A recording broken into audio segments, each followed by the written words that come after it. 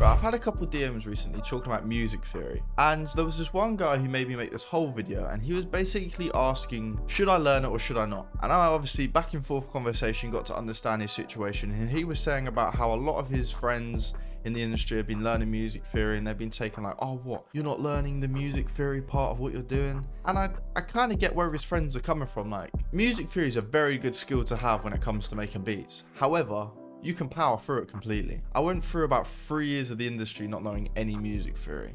Now I've, gained to learn it, but it just comes with habit. When you're making chords, you understand, oh, that's the C sharp minor chord or E minor chord. It becomes like a memory. But I have never ever sat there and learned scales or anything. It's just come naturally. People forget, your DAWs that you use to make beats actually have a function to help you find the scale. For instance, FL Studio has a scale highlighter, and then you've got Logic that actually quantizes the notes to the scale, which I think is just insane. So you can literally, abuse that for as long as you want. I use that in FL Studio all the time. The highlighted scale notes I just use, and nothing can ever really be out of key. Today I'm going to be making a beat and showing you guys you do not need music theory to make beats. Right, I'm going to show you how to open up scale highlight. So what you do is you open up the piano roll, you go to this note at the top and you right click.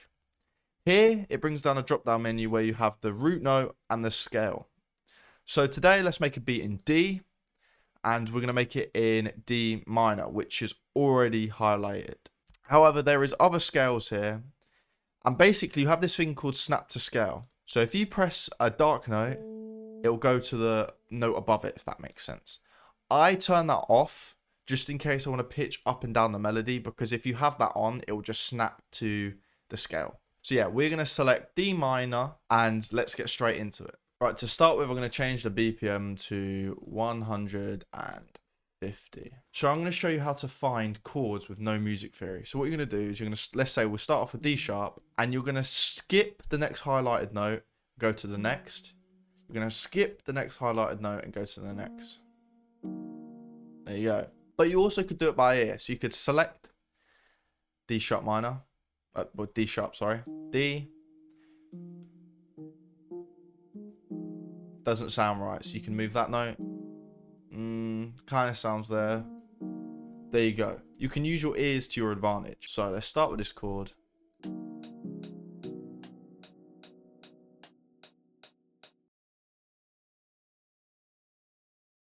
I'm going to repeat those chords over. I'm going to pitch up an octave. What I'm also going to do is I'm going to select the middle notes, and I'm going to put them up an octave.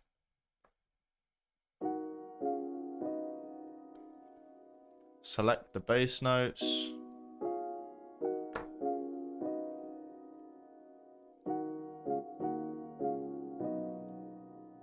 Nice. I'm going to randomize the velocity.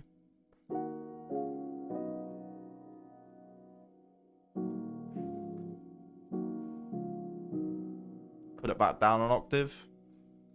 I'm going to copy labs down, and I'm going to start finding a top line. Again, with no music theory, you basically just play some notes, and if it doesn't sound right, change it. That beat doesn't sound right.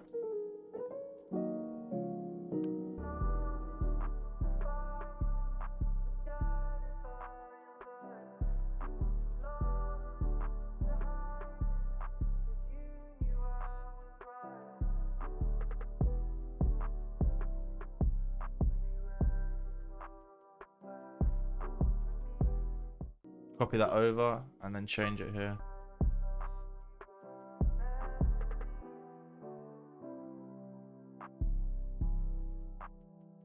Right, I'm going to change the sound to the Oliver Arnold's Grand Felt piano. So what I'm doing is basically just clicking, and if it works, keeping it, and deleting if it doesn't. Right, so we have got the chords and the melody. This is what it sounds like.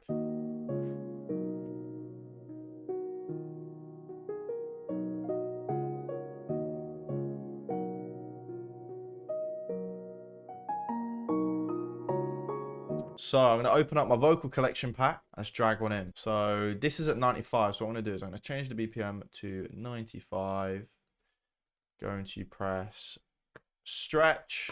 Go back up to 150. Then the key is D sharp minor, and this is E minor, so I'm going to bring this down 1 semitone. So the vocal might be a bit fast, but if so, I can just slow it down. Would you leave in the dark if I was alone? Yeah, way too fast. All I want to do is just cut it, click that, stretch it, back to the pencil. So long loop this one. So I'm going to pitch the melody up to E minor.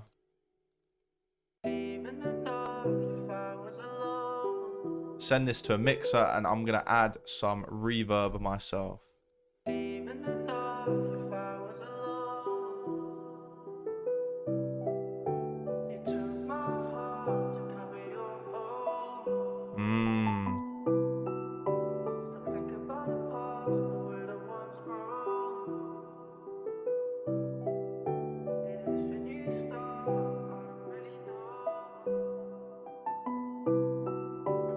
Right, so I'm going to add a bass from Contact. Just follow the root notes.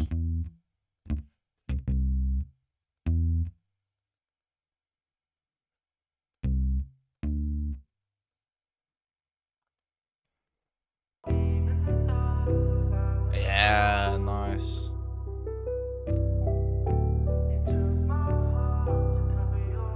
I'm going to add a bit of vintage chorus to that.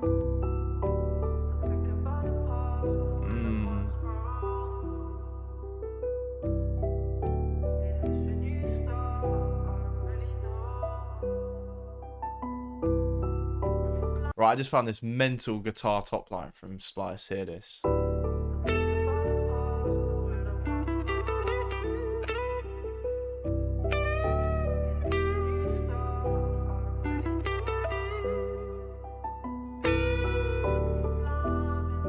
This sounds incredible.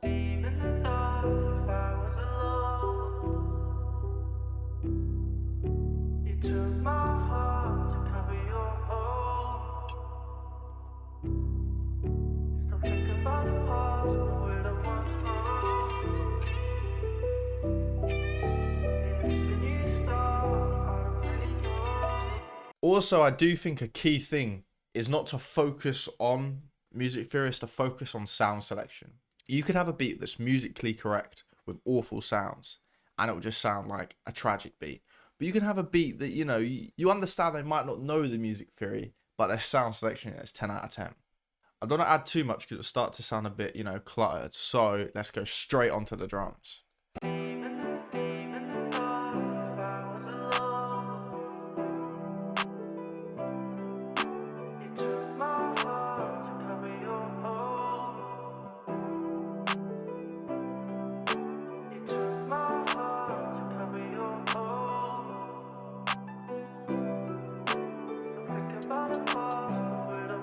Two-step those hi-hats.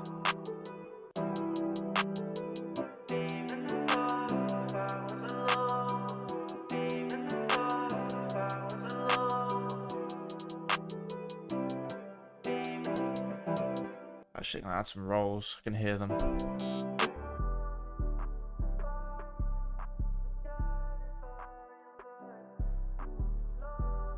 Add a open hat. First beat, so it's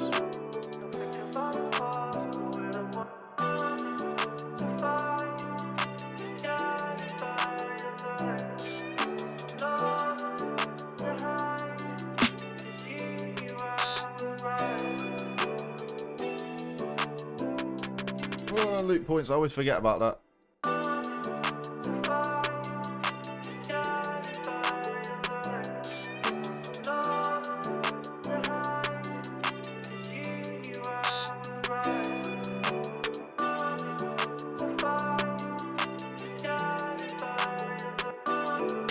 Right, 808 time.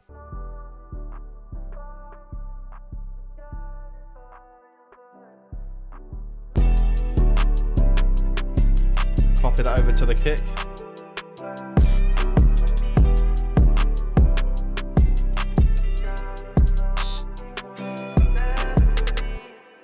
Right, that's how you make a beat with no music theory. It is as simple as that, just selecting the scale you want to work in and just clicking away. I promise you, work on your sound selection before you work on music theory. It will get you somewhere, I promise you. But guys, again, we use the vocal collection kit in this beat. If you want to get your hands on it, early access, go down to the link in the description and you'll get it before anybody else. Thank you guys for watching, and I shall see you in the next one.